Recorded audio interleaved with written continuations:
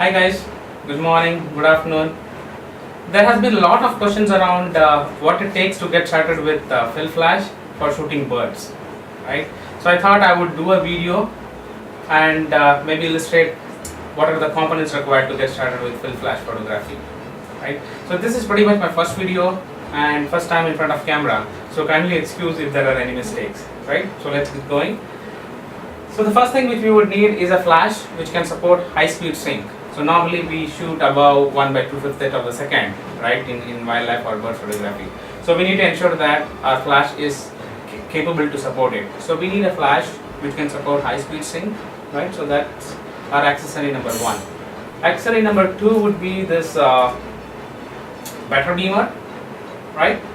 So what this better beamer does is it increases the effective focal length or the throw of the flash, because normally we use lenses which are above 400 mm focal length, right? So we need to ensure that this flash throw reaches that focal length, right? Because normally the flashes can support only up to 200 mm focal length, right? So just to extend that, we would need this better beamer, right? So our alternative would be we can use also mag mod. I think mag mod and better beamer are the two most popular ones.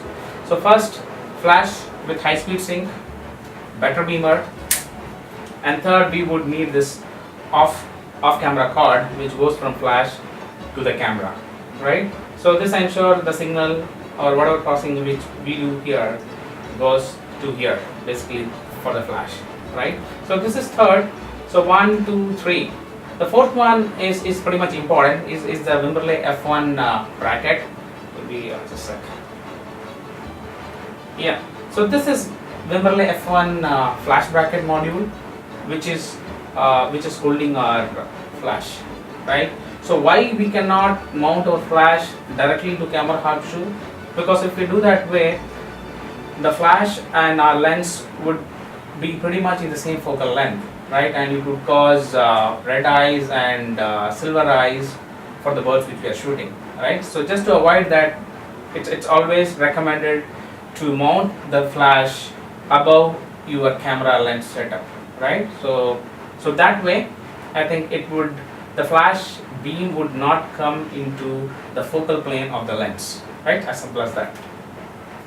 So pretty much I think we have seen the four components, right? So flash, better beamer, off camera cord, and this flash bracket, right? Now let me quickly show you how this flash bracket goes to our gimbal head. So this is our axis plate of gimbal, right? And you can mount this flash bracket in the axis plate here, right? So this is Wimberley F1 module. Maybe you can check all these components are available in B&H and Amazon.com, right? And if you need any more details around this, where you can get this, maybe you can check in the comment section of this video. I will put a link to all these components, right? So so these are the basic setup to get going with Fill Flash, but there is one additional accessory which you can think of at a later point, which is this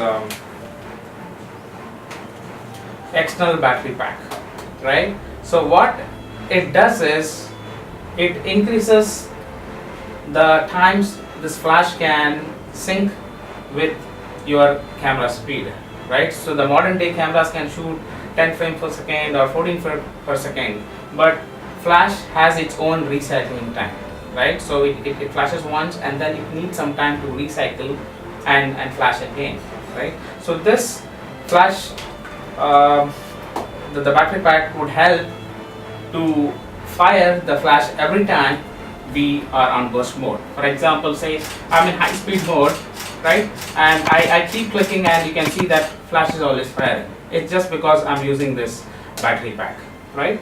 Again, this is not a mandatory accessory. I can pretty much remove this as well, but again, this is the basic setup, right? So this would be helpful when we use like shooting one shot at a time in low light situations, right? And if you want to use the setup in the burst mode, you can think of using this battery packs. But even if you don't have this battery pack, I think you should be fine, right? So it would, for example, if you are firing at 10 frames per second, flash might fire for like 4 or 5 times, right? I think that's good enough for most of the situations, and also you don't have to carry additional weight, right? So I think pretty much we have covered what it requires to get going with full flash photography. If you have any questions, just put them on the comment session, and if you think this video was helpful, you can share with anyone who's looking to get started with full flash, right? So thanks for watching. Maybe in our next video I would show you what are the basic camera settings in order to get the right exposure, right? At the end of the day, I think getting the right exposure is key using all these setups, right? So maybe I would come up with a video for that, and till then I think enjoy your day. Thanks for watching.